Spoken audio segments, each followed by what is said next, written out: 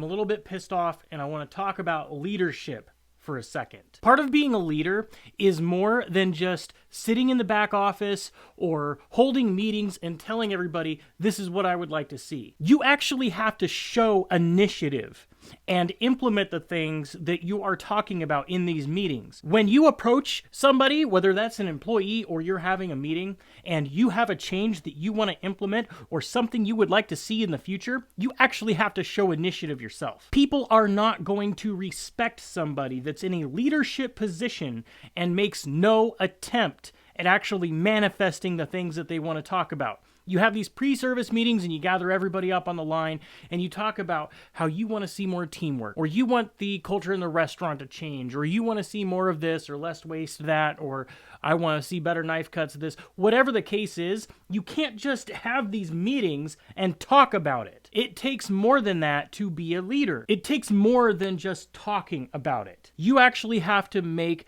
conscious efforts in trying to make a positive, lasting change for the restaurant for things that you want to see. Now, it is important to have pre-service meetings and to make sure that everybody's on the same page.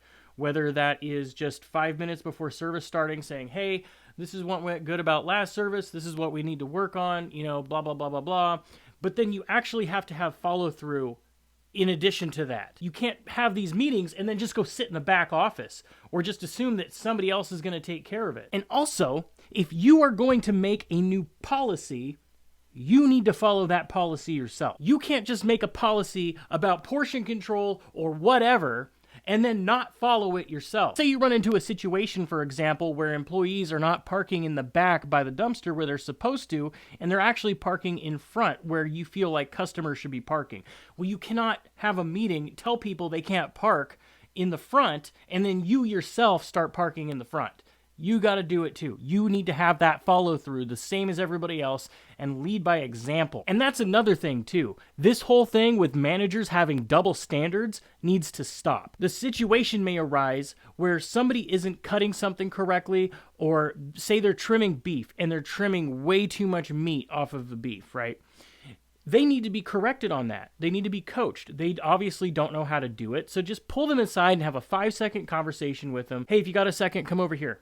And they come over here, be like, all right, so here is the ribeye. This is the lip. This is how you take this off. And this is the silver skin. This is how you take that off. Well, I've seen a lot of your trimmings, and you've been really heavy on the meat, and that's heavy on food cost for us. So this is how you do this, and this is what I'd like to see in the future. Are we good? Yeah. Takes like 5 minutes, no drama. They learned a new skill, and you are respectful of their privacy, and you aren't being a crappy person about it. What you don't do, if you see them taking too much meat off of the ribeye, is take pictures of the ribeye and print out pictures of the poorly trimmed ribeye and then pass them around to everybody and then point out this person's fault in the meeting in front of everybody and make them feel like a piece of crap because they didn't trim ribeye right. Part of the problem with doing this too is in order for them to trim ribeye like that, it means they were not shown how to do this correctly, either by management or by whoever was training. So when you look at that, there's more things that need to take place, like maybe who showed this person needs to have another run through on how to trim certain cuts of meat. Maybe you need to demo this for everybody to make sure that everybody knows that they're on the same page. But shaming somebody in a meeting is absolute BS and totally a sign of a horrible manager. Not only that, but say this same manager makes their own mistake. Say they don't put the order in when they're supposed to. So the restaurant ends up missing a whole ton of product and they run out of a whole bunch of stuff. Now imagine this same person that didn't trim the meat correctly gets called out in one pre-service meeting about this ribeye in front of everybody, made to feel like a big piece of crap, right? And then the next day, the managers are joking about the order not being put in, when the order not being put in costs hundreds of dollars. It costs a lot of money, had way more impact on the business. Not trimming the ribeye correctly over a period of time can end up costing the restaurant money. You're slowly steering the ship in the right direction where it needs to be in order to prevent a big loss. But when you don't put the order in and you're missing $1,200 of product, that is a huge impact on business. There's people that may not come back to the restaurant because you didn't order the right food. And now there's people that are coming in that we're expecting something and you don't have it on the menu. Now you get Yelp reviews, now you get negative word of mouth, and it really impacts the business in a negative way. But then these managers are seriously going to sit here in this pre-service meeting and tell frickin' jokes and act jovial about it. You have to have the same standard on yourself that you have for everybody else. What I'm saying is, you're going to treat the ribeye thing like a big major issue, like borderline you're getting written up for it, but then you're going to go and make a $1,200 or $2,400 screw up and it's funny. You think that's funny. It's not funny. The other thing that these other crap ass managers don't understand, the other cooks are not on their own island. They all talk. The person that was publicly shamed for the ribeye is going to talk to other people, and they're all talking, and then the next day you have this pre-service meeting where you're acting jovial about your screw up. Guess what? You have now started a fissure between the cooks and management and leadership, because they're all going to see that apparently when managers fuck up, when they don't park in the right spaces, when they miss things on the order, when they screw up, it's funny. It's a ha-ha. It's a, oh, well, we all need to work together as a team. Maybe the cook should have paid more attention to the walk-in and saw that we were out earlier and reminded the leadership in order to put the order in. So really, it's the cook's fault, right? It's the cook's fault that the manager didn't put the order in, because they should have been paying more attention in the walk-in to see that we needed something to order. That's the kind of crap that I see from horrible management, horrible leadership, and that kind of stuff needs to stop. And if you're doing that, shame on you. Leadership needs to learn how to take corrective action properly. They need to learn how to hold pre-service meetings correctly. They need to learn to take their own mistakes as seriously as they take the mistakes of somebody else. You cannot reprimand somebody for leaving smudges on a plate when they send it out if you're in a nicer place, and then the management and leadership does something way worse than that, and it's treated like a non-issue. You do this over a long enough period of time, you're slowly going to start pushing people out. And people are going to start feeling like they're being bullied. And they're going to feel like there is a double standard where as long as you're buds with leadership, you can get away with everything. Some of these places with this poor leadership and poor management style don't understand why there seems to be this handful of regulars that all stick around. You know, say 3 or 4 cooks that have been there for 5 or 6 years, and everybody else seems to keep rotating. It's because some of them know leadership and they're friends with leadership, and the other ones are brown nosers and get away with everything. And then the other people, the new people that come in, get pushed out. Seen this firsthand. It's happened multiple times in the same restaurant. People that are excellent at their job are treated like they're children and they don't know what they're doing. They don't know how to cook. Then the brown nosers that are bad at their job and are constantly messing up continue to be able to get away with it. And when you have a conversation, look, I don't think I'm being treated fairly, or it comes up at a meeting, you get talked to like you're a child, and you get talked to in a condescending manner, and you're treated like you don't know what you're doing, even though you know that you have the experience. Maybe you yourself have been in leadership before, and you can see it like it's glaringly obvious, and don't understand why this stuff is being done. This is part of something that I'm labeling the meta job. I did not coin the phrase the meta job. I saw it on TikTok and I thought it was a great analogy for the job within a job. So you have your regular job as a cook, or you have your regular job as a manager. A manager has, a various responsibilities that they need to take care of. There's a huge list of crap that managers have to do. My point is, then there is the meta job, which is the politics and the human interaction and all of the other underlying things that are usually the real reason why a lot of people end up quitting.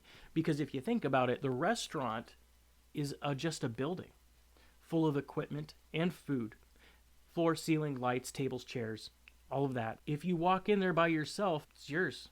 Do whatever you want with it, right? It's the people inside the restaurant that create the atmosphere, the culture, and the meta job of how you're going to interact with people. Servers may not like their job as much if they have to work with a bunch of, really nasty people and, in this kind of cliquey type of scenario. They may not want to work there as long if they have to share tips, or they don't get tips and they also don't get paid very much. And the same with cooks and the same with everybody else. So there's the job there's the meta job. Learning how to navigate the meta job as well as becoming a leader in a restaurant is something I do on this channel in order to get new cooks comfortable with the idea of maybe possibly taking a leadership position sometime in the future. I can only go so far on this side of the camera. Maybe you've seen a few of my videos and you can see that what I offer actually helps people, especially when you start looking around in the comments. But realistically, I'm not doing anything. All I'm doing is hitting record, doing videos, editing, and putting them up. And it's up to you to actually utilize the advice, follow through with the advice, and get the promotion. So one thing I want to say is I'm super grateful for everybody that's commented saying that, they got a sous chef position because of me, or they passed their ServSafe manager because of me, or, anything about the positive nature of these videos. This one was a little bit different because it hits close to home. And I really do not appreciate it when I see people that are in bad leadership positions and the cooks feel like they're stuck because there's nothing they can do about it. Maybe you don't even have an HR department. Your options are just deal with it or leave. But not everybody wants to be jumping jobs every 6 months. What really sucks about this is a lot of times the people in these leadership positions, they know how to bully in almost like a surgical way. And they do it in such a way that you can't really get them in trouble because they're technically still right. Like the ribeye thing. Technically, you did not cut the ribeye correctly. You left the lip on and all of the connective tissues. So when you cut 6-ounce portions, all of that fat connective tissue and all the gross stuff made it a super thin slice, very unattractive and unappealing. So are you technically responsible for that? Yes, you are. But the way they take a picture and print it off and put it up on a bulletin board or pass it around for everybody to see, call you out publicly, and then have like a sit-down meeting with you afterwards, and they kind of do this like jellyfish sting poke thing where you can't really say they're doing anything wrong, but they kind of are because of this violation of the meta job that I'm talking about. And you do this long enough, and here's the cycle. And tell me in the comments if you've experienced this yourself before. The cycle is this, of how these people, these very good cooks, end up leaving. They make mistakes. They work with things they've never worked with before. Maybe they've worked for 5 or 10 years, but they've never had to make a sauce from scratch. But maybe the whole time during their career they dealt with seafood and they didn't really deal with steak. They can make some really awesome seafood pasta dishes. They can make pasta by hand, but maybe they don't know how to trim beef the right way. There's lots of people that, my biggest weak point is baking. I can't bake to save my life. I have to look up a recipe and I have to be very careful about how I follow it. And I don't know, I just learned a couple months ago why you cut cold butter into dough. I've been cooking for 20 years. I never knew why I can't just add melted butter versus cutting butter into a thing.